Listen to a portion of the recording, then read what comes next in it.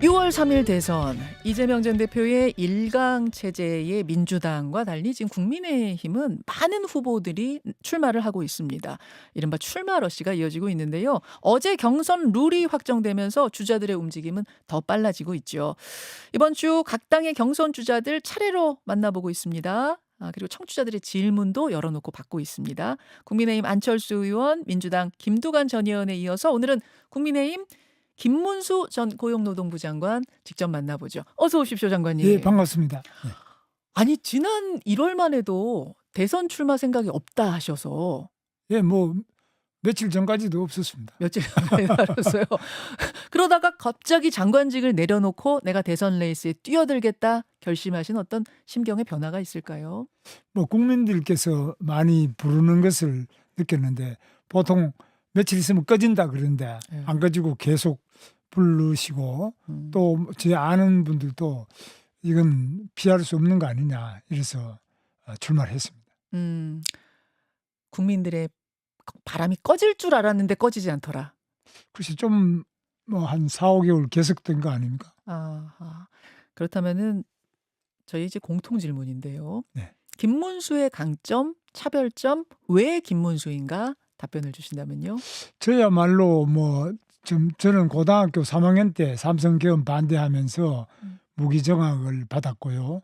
대학에서도 2번 제적되고 공장 생활을 7년 했는데 2번 해고되고 감옥을 2번 갔습니다. 그리고 그런 과정에서 국회의원도 3번 하고 도지사도 2번 하고 또 경제사회노동위원장 거쳐서 이번에 고용노동부 장관을 했는데 국가적으로 큰 어려움이 닥쳐서 뭐 계엄이다 또 탄핵 대통령 파면 이런 걸 겪으면서 지금 새로운 대한민국의 지도자가 필요한데 저도 한번 국민들이 부름이 있다면 해보고 싶은 그런 결심을 했습니다. 지금 이제 강점 질문 드렸는데 그러니까 다양한 경험, 네.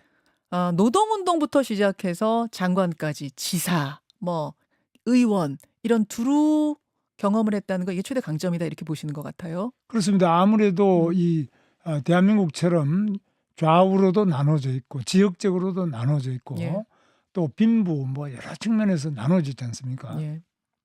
갈등이 이렇게 심한 나라에서 저는 모든 부분을 다 했습니다. 좌에서부터 우까지 저 청계천에 재단 보조공부터 시작해서 또 장관까지도 해보고요. 또 제 아내는 전라남도 순천 사람입니다. 그래서 호남부터 저는 경상도고요. 예. 영남까지. 예. 그리고 저는 뭐 여러 측면에서 생각도 많은 우리 친구들은 어떤 사람들 비난하는 사람도 있지만은 정말 대단한 결심을 했다는 사람도 있습니다. 이런 모든 것들을 통합해서 하나로 만들 수 있는 용광로와 같은 삶을 살았다고 스스로 생각합니다. 용광로 대통령이다. 그 말씀이세요. 뭐 하여튼 최대한 노력을 하겠습니다. 예, 예. 만약 국민의힘의 최종 후보가 되시면 지금 상대는 이재명 전 대표가 될 가능성이 상당히 크죠. 네. 어제 이재명 전 대표의 출마 선언 그 영상은 보셨어요? 제가 봤습니다. 근데 영상으로 출마 선언하는 경우는 저는 처음 봤는데요. 예. 뭐 미국 같은 경우는 트럼프 굉장히 그 영상에도 능하지만 출마 선언은 그래도 사실적으로 이 픽션이 아닌 팩트로서 출마를 선언하지 이렇게 하느냐. 그다음에 진실해야 되는데 그 내용 안에 거짓이 상당히 많다. 그런 두 가지 점에서 상당히 문제가 있는 영상 홍보성 출마 선언이다. 이렇게 생각합니다. 어제 그 영상에 좀 거짓도 들어있다고 보셨어요? 거짓이 많이 있더라고요. 어떤 부분이 좀 예를 눈에 들면은 걸리셨어요? 지금 민주주의가 뭐냐. 민주화 이러면 저를 거기 집어넣으면은 그 영상이 상당히 맞아요. 저는 뭐 내가 들어가면 맞는데. 시위도 하고 예, 뭐 예. 자기는 그런 뭐 특별한 것도 없는데 민주당에도 많은 옥고를 치른 많은 민주화 운동가들이 있지 않습니까? 예. 본인은 그런 게 전혀 없잖아요. 오히려 지금 재판받는 것도 전부 선거법이다. 뭐 총각으로 사칭했느냐. 뭐 누구를 형님을 정신병원에 강제로 입원시켰느냐. 뭐 형수한테 쌍욕을 했냐 이런 것들이 많지 이제 않습니까? 과거에 그런 재판들이 있었죠. 아니 예. 지금 또 그런 지금 뭐 것들이 대장동 계속 재판 이런 재판 거 중이지 있고. 않습니까? 예. 그래서 사실이 너무 안 맞는 거죠. 그래서 좀 이게 언밸런스하다 이런 느낌 그러니까 좀 받으셨죠. 홍보성이라는 거예요. 언밸런스보다는 홍보성이다. 예. 개인을 홍보를 했지만 음. 자기에 대한 성찰 이런 건 좀 약하다고 생각합니다. 이재명 전 대표와 견주어서 김문수 후보, 김문수 전 장관의 강점이라면은 뭐라고 생각하세요? 뭐 제가 아까 말씀드린 음. 것처럼 저는 거짓말을 잘 못해가지고 음. 고지식하다 이런 이야기도 많이 듣는데요. 어허. 저는 고지식한다 소리를 들을지언정 거짓말쟁이 소리는 안 듣고 싶습니다. 저는 대장동보다 뭐 10배, 100배 넓은 경기도 땅을 개발했습니다. 광교 신도시, 판교의 테크노 밸리부터 시작해서 또 다산 신도시, 평택의 삼성 반도체 단지 뭐 이런 거 경기도 전부 제가 개발해서 파주부터 예. 시작해서요.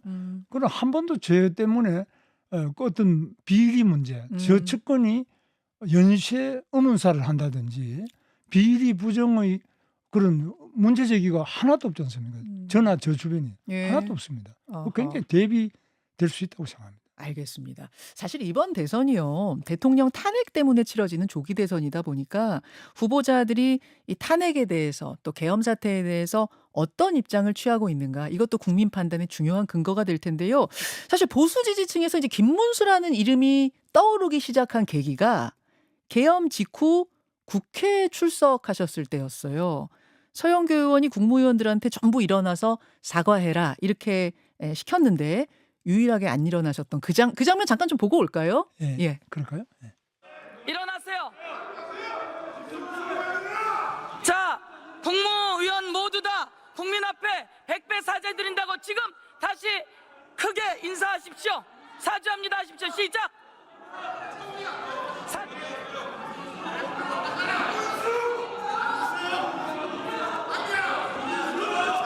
자, 저 때였는데 저 때 왜 안 일어나셨어요? 제가 국회의원 3번 한 사람입니다. 예. 그래서 국회의원이 국무위원을 이 발언대에 불러내서 요구를 할 수 있습니다. 그러나 좌석에 앉혀놓고 유치원생들도 저렇게 고함 지르고 다 일어서서 사죄하라 이렇게 하면은 저는 유치원생도 안 한다고 생각합니다.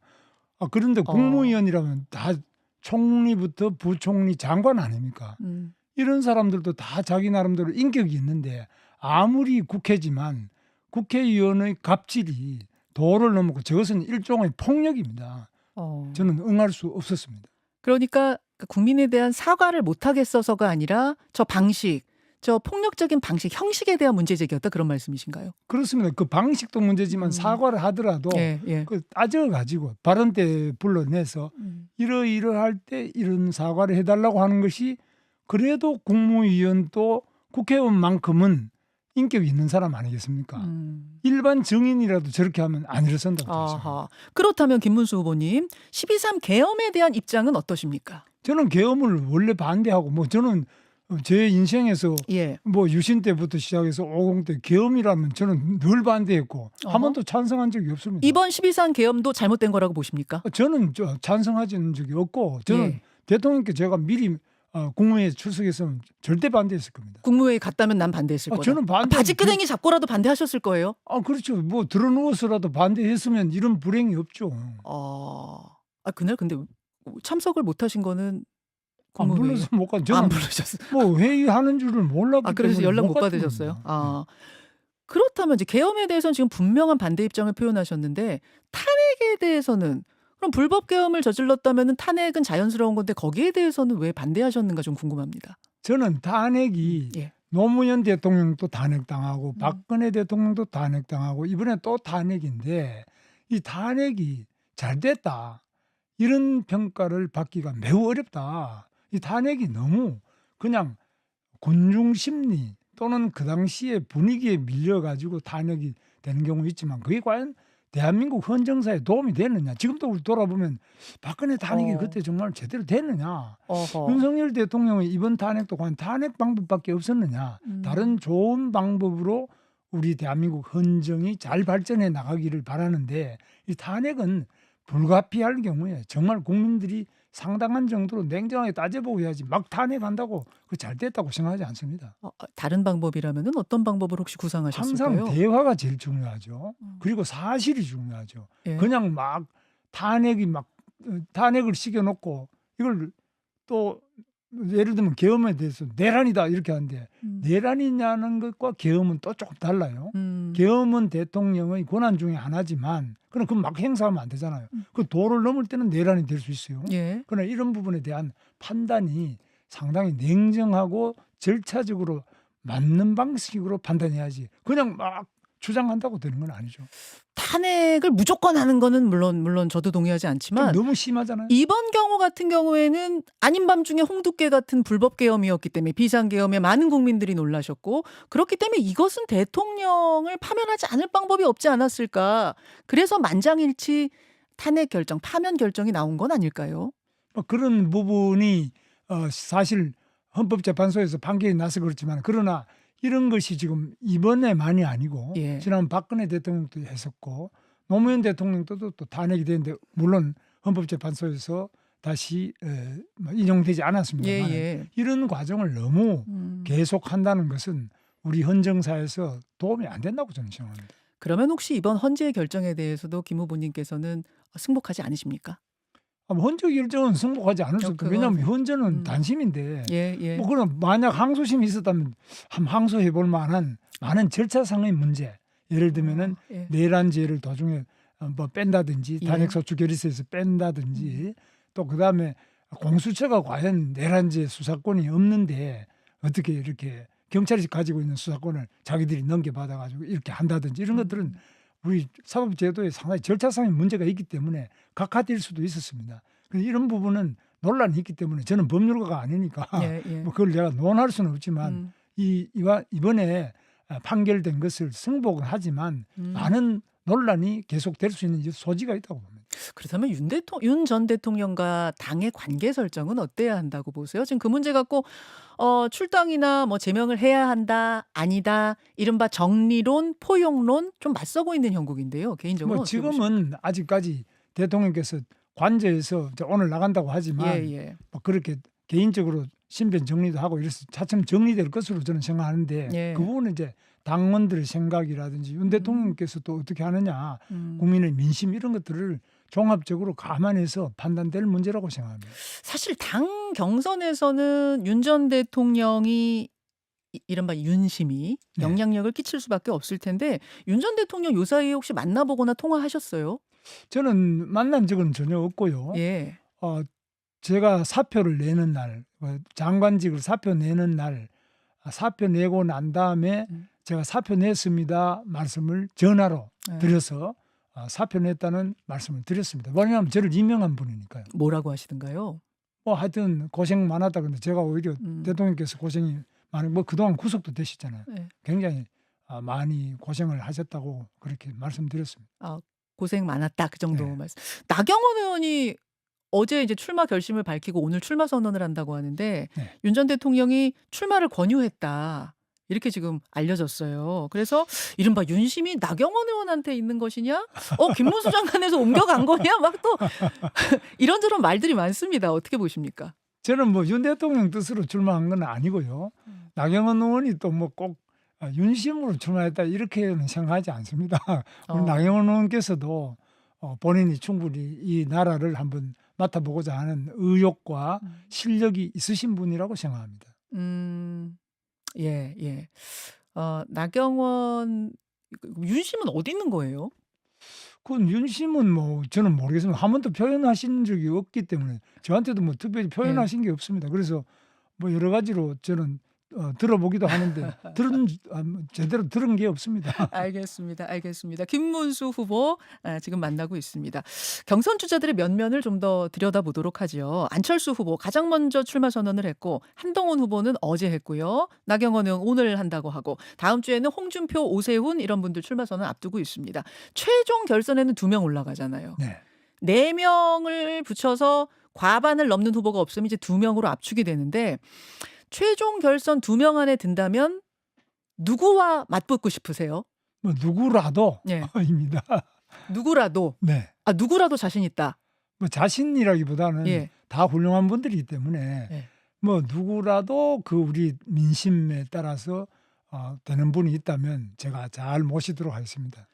그러면 이제 김문수 후보님 빼고 누가 올라올 것 같습니까? 다른 한 명은? 그것도 다 훌륭한 분들이기 때문에 지금 비슷비슷하지 않습니까? 그죠? 예, 예. 좀 그 비슷비슷하시기 때문에 음. 그 어떻게 될지는 저도 잘 예측은 못하고 모든 경우에 다 대비하고 있습니다. 누구 하나를 띄워주긴 싫으시군요. 나 빼고는 잘 모르겠다. 홍준표 후보가 얼마 전에 그러셨어요. 네. 김문수는 탈레반이다. 네. 나는 유연하다. 네. 어떻게 답하시겠습니까? 저는 막 부정과 비리, 거짓과 이런 잘못된 부분에 대해서는 뭐 상당히 강합니다만은 그런 부분을 이야기한 거 아니냐. 저는 우리가 15대 때부터 국회의원부터 또 같이 하고 상당히 친합니다. 그 네 분하고 우리 집사람하고 다 친하고요. 아, 친한데 왜 탈레반이라 그러셨을까요? 홍 그 실장님? 이제 부정과 비리, 예. 거짓에 대해서는 굉장히 엄격하고 절대 타협 안 한다 이런 뜻이죠. 아, 좋은 뜻으로 받아들이셨어요. 저는 그렇게 받아들여요. 네. 알겠습니다. 홍준표 시장님에 대해서 평하신다면? 그 아주 순발력도 있고 또 사람이 아주 좀 훌륭한 역량을 갖춘 뭐 모래시계 검사 그러지만 훌륭한 점이 많이 있는 그런 제 동료라고 생각합니다. 또홍 시장님은 탈레반이라고 그랬는데 이렇게 말씀하시니까 아니, 홍 실제로- 시장님이 좀 겸연쩍으시겠어요. 아니 실제로 아주 훌륭한 분이십니다. 그런데 요 사이에 갑자기 이름이 오르내리는 분이 있습니다. 한덕수 대행. 네. 한 대행이 정말 대선 출마하실 거라고 보십니까? 어떻게 보세요? 제가 아는 한덕수 우리 권한 대행님께서는 예. 아주 훌륭한 공무원이십니다. 음. 공직자의 모범이시고요. 또 주미 대사도 하시고 무역협회 회장도 하시고 통상 전문가고 외교도 상당한 전문가시고 이래서 매우 훌륭한 리더십을 갖추고 계신 분인데 예. 정치하고는 상당히 거리가 멀고 정치의 꿈을 꾸시는 것은 한 번도 제가 잠꼬대도 들어본 적이 없습니다. 잠꼬대로도 한 대행의 정치 야망은 들어본 적이 없다. 없습니다. 하지만 한 대행님도 굉장히 많은 경험을 갖고 있는 분이시잖아요. 공직생활 30년 넘는. 네. 예, 그렇다면 얼마든지 뭐 도전해 볼 수 있는 건 아닌가요? 근데 그분께서는 예. 길을 걸으실 때도 다 앞만 보고 걸으시지. 예. 반기문 총장 같은 경우는 예. 뭐 이 나라도 돌아보고 저 나라도 이렇게 이리저리 돌아보면서 행보도 해오셨는데 예. 우리 한덕수 권한대행께서는 예. 딱 앞만 보고 가시는 정말 반듯한 공직자이십니다. 그 앞만 보고 가는데 그 앞에 대권이 있는 건 아니에요? 아니 정치는 앞만 보고는 정치를 못해요. 옆에도 보고 밑에도 보고 위도 보고 그게 정치 아닙니까? 그런 의미에서 한덕수 스타일은 정치 스타일이 아니다. 아마 본인이 그 두리번거리지 않으실 거로 보고 있습니다. 그렇게 보고 계세요. 네. 그럼에도 불구하고 지금 한덕수 대망론은 계속 나오고 있고 추대론 나오고 있고 심지어 어떤 이야기가 나오냐면 다음 주 화요일까지 그 서류 접수하는 거는 사실 물리적으로 불가능하니까 이 국민의힘 후보가 한 명으로 압축이 되고 나면 한덕수 대행과 단일화를 하는 안까지 지금 거론이 되고 있더라고요. 그 안에 대해서는 어떻게 보세요? 글쎄 뭐 우리 한덕수 네. 권한대행께서 지금 대통령도 안 계시는데 예. 굉장히 막중한 권한대행을 맡고 계시잖아요. 음흠. 그러면 한덕수 권한대행이 그만두신다고 하면 또 그 다음은 또 어떻게 하냐? 또 권한대행의 권한대행이냐? 이 사실 뭐 우리 대통령의 정통성 그 측면에서 굉장히 문제가 있지 않습니까? 지난번 겪어봤지만 그래서 한덕수 권한대행께서 더구나 출마를 위해서 예. 그만두신다고 할 경우에는 예. 상당한 그 문제 제기가 있을 수 있다고 저는 문제 생각합니다. 제기 하실 겁니까? 김 저는 후보님도? 한다는 게 아니고 예. 아마 여러 문제가 있을 언론에서나 것이다. 국민들께서 의아하게 생각하실 점이 많지 않겠나 이렇게 봅니다. 이 방식도 동의하지 않으시고요. 후보의 한 명으로서 빅텐트론. 빅텐트는 물론 해야 되는데 그게 이제 현직 권한 대행, 대통령 권한 대행을 또 고리를 시키고 만약 예를 들면 민주당에서 탄핵을 해가지고 예. 어차피 탄핵이 돼서 또 고리가 될 정도 그런 위기가 있으면 몰라도 지금 여러 가지 그 문제 때문에 지금 이 나라가 리더십이 흔들리는데 예. 이 속에서 지금 바로 또 본인이 알겠습니다. 대통령 출마하겠다고 하면 안 될 것 같습니다. 중도 확장성 이야기를 많이 합니다. 네. 김문수 후보님이 상당히 좀 우우 쪽으로 치우친 거 아니냐. 특히 이번 탄핵 과정을 거치면서. 그래서 중도 확장성이 있는 후보인가? 중도층에서 받아들일까? 여기에 대해서 어떻게 답하시겠습니까? 뭐 중도라는 게 뭐냐라는 것을 정확하게 좀 볼 필요가 있는데 제가 아는 중도는 정말 왼쪽과 오른쪽의 중간 또는 밑에 아주 어려운 분과 제일 잘 사는 분, 높은 사람 이런 사람과의 중도 이거 아니겠나 볼 때 저처럼 왼쪽도 있어보고 또 오른쪽도 있어보고 또 밑바닥에도 가장 제가 공양에만 7년 다닐 정도 있어보고 또 저는 처가가 전라도 순천이고 뭐 이런 여러 측면에서 정말 중도를 저처럼 많이 경험하고 폭넓은 중도의 지지 기반을 가진 사람은 없을 것이라고 생각합니다. 확장성 문제. 그 자유통일당의 창립 멤버셨잖아요. 그렇습니다. 지금 정강훈 씨와의 이 관계 설정은 어떻게 하고 계세요? 요즘에는 뭐 뵌 적도 없고 예. 뭐 열심히 그냥 뭐 예국을 한다고 정강 목사 하고 있지만 저는 본 적이 없습니다. 알겠습니다. 오늘 김문수 장관에 대한 이모저모 궁금증들을 다 풀어봤는데요. 이제 경선 레이스 시작이 됐습니다. 네. 선의의 경쟁 펼쳐주시고요. 또 인터뷰 기회가 있으면 뵙도록 하겠습니다. 예, 불러주십시오. 오늘 고맙습니다. 예, 감사합니다. 김문수 후보였습니다. 김현정의 뉴스쇼는 시청자 여러분의 참여를 기다립니다. 구독과 좋아요, 댓글 잊지 않으셨죠? 알림 설정을 해두시면 평일 아침 7시 10분 실시간 라이브도 참여하실 수 있습니다.